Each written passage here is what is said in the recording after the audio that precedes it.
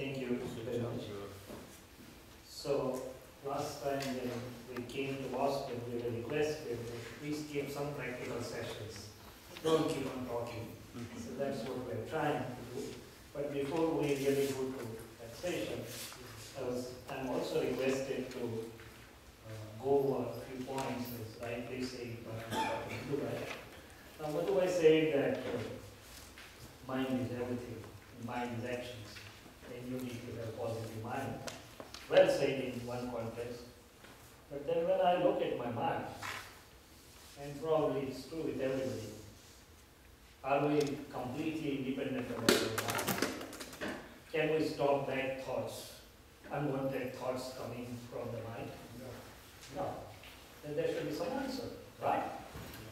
So mind needs to be understood scientifically. As Deepak Anand may dwell more in the other session, but shortly before I go, because it's connected, my inner self is working continuously. And as I said, it's 4 components: mind, reflective consciousness, intellect, and ego. Of course, coupled with opinions, beliefs, understanding, and other parts.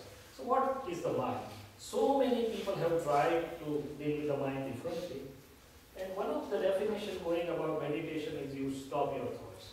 But can you? Really? No. Because it's unscientific. And the holistic scientist says that mind in one way is mechanical. Yes, there are 2 parts of mind. One is the gross mind and one is the subtle mind. Gross mind is also known as discharge mind, and the subtle mind is known as the causal mind. The gross mind is like a machine. It just shows thoughts after thoughts after thoughts after thoughts, and there is no pause switch or stop switch. Sometimes even middle of night it doesn't allow us to sleep. So how should I be dealing with my mind? Is that whatever thoughts come in my mind gets converted into actions? No. The mind shows different thoughts. See, so many people are here, so many more have registered. So their mind must have shown them, better not go to the seminar, go to some other place, go to friend's place, go to do laundry, something else. So mind shows you different thoughts. The reflective consciousness or chit may wonder, I'm standing here. It may take you to my home at India also. It may take me to airport, everywhere. Now the intellect weighs the 2 things. And it depends on type of intellect what I have. If it's a relative oriented intellect, then it may show me, oh, let's go to that friend who will have some good business deal or some good business profits, or I'll develop some professional relations which will be useful. Or I may have inward directed intellect that I'm doing all the time. Let me go to something which enriches me from within.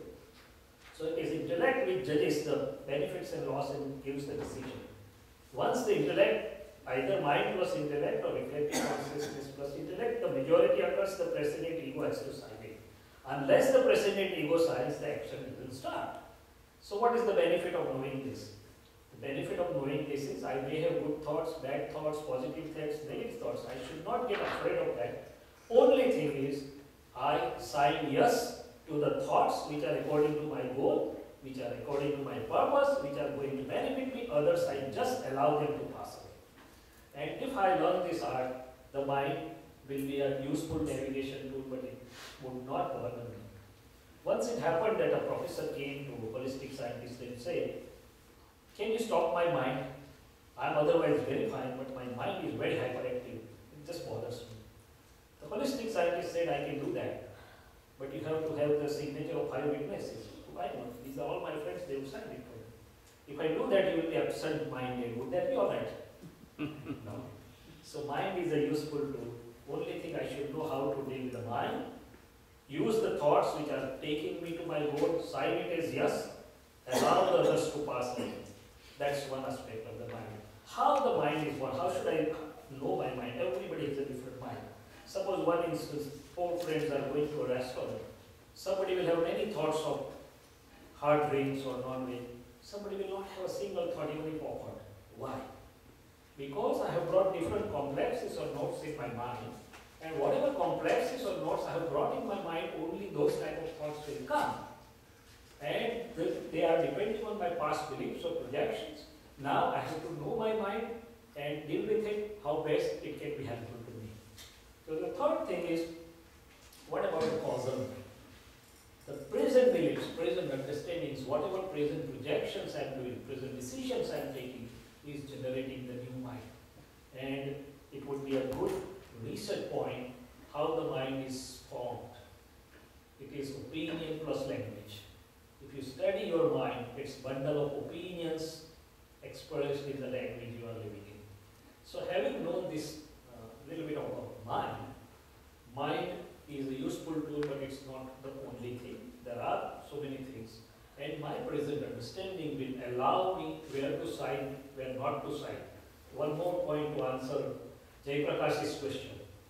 Mind may show me so many things, but as long as I understand with what goal, with what direction, with what purpose I should say yes, and to what I should allow them to pass, helps me a lot. Now, coming to the part of the meditation, well, meditation as it is going in today's world is a good beginning, I would say. It's not the ultimate meditation in the language of the holistic scientist, but still it's a useful tool and we'll go with that. Actually, here what I'm trying to meditate is I'm trying to focus, I'm trying to concentrate. Whereas the meditation is the spontaneous state of being where egoism is not required. And at any given time, a human being is in one or other state of meditation out of four. Which are they? One, self-disturbing states. Somebody told me something, I'm not reiterating or reacting outside, but inside I'm disturbed.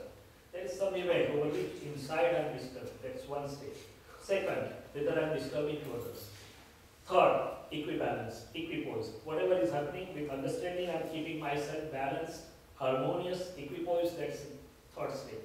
And fourth, if I know my pure self.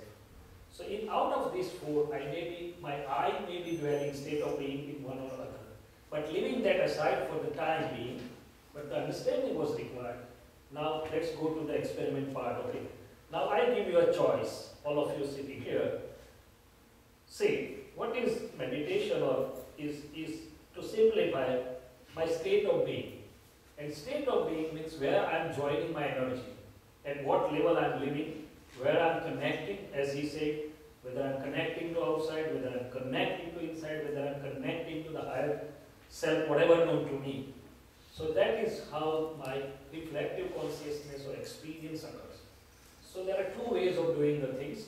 One, when I am just trying to look from distance what is happening inside, when closed eyes, when the inputs are not coming from outside, what I am going to see is whatever is happening inside.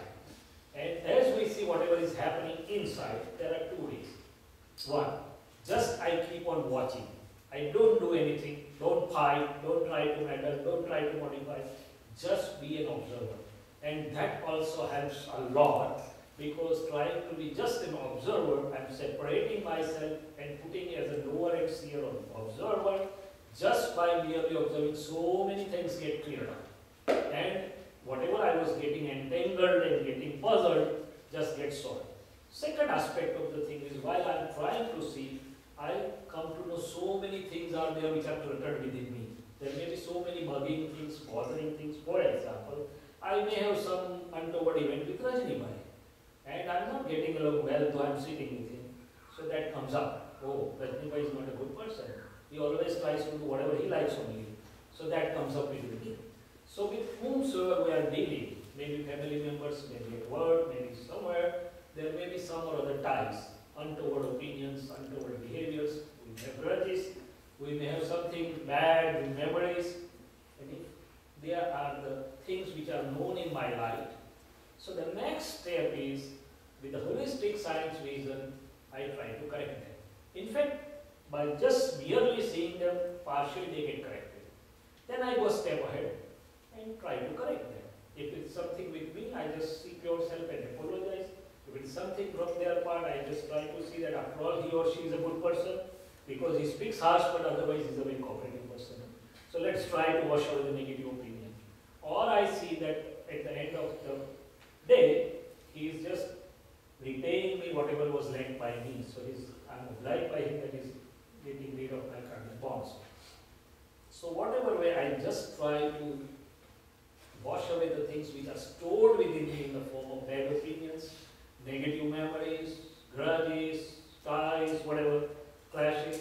So it clears my inner self, and that releases a lot of my inner energy, and I become, that energy gets converted into my real self. I just start getting freer and freer and freer.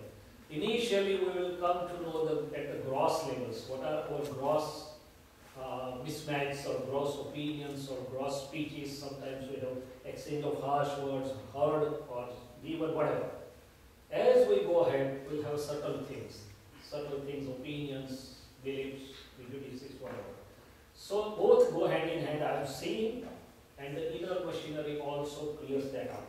So what do we want to have the first? We have 2 sessions. In first session, we want to do this as a sort of inner cleansing process, seeing our near and dear ones, 5, 10, 15 people, and whatever negative we have, as Dr. Satya is going to deal with how to mitigate the negative energy, I'm preparing for him, right? In a way, by inner cleansing, or should we go by only seeing? I hope that we go by seeing as well as clearing the inner things. So in the next session, we can better see the things inside. What's your opinion of the house? For the practical, what do you want me to do? And the third way of meditation is different, that as I saw, I try to connect with my real self by qualities. And saying that my pure self is having abode of infinite, knowing power, abode of infinite, perception power, abode of infinite bliss. That may not be very easy to begin with, but these are the 3 things which come to my mind when it comes to practical things. What do you want me to get into all of us at the first instance? Being at the lower level, so that we can being at the lower level. Yeah, so that's what I'm saying. 2 steps. That is what I'm saying, that let's go to the level, whatever in the daily living or whatever in the life, I'm harboring, which is bugging me, bothering me about the individuals, about the relations, about the clashes or ties or opinions or sort of not a very good harmonious interactions. Let's look at that. And from within, the light will show us how to get out of that. If not, just observe that, note that, and we'll get out of that. Right? Wherever required, we'll apologize from our side if I have hurt Rajini while so bad even, and I'll see, I apologize looking to the pure self of Rajini and I'll get free. Okay, so shall we do it for 10 minutes or so? Would it be liked by everybody? Yeah. Okay. So this is just beginning.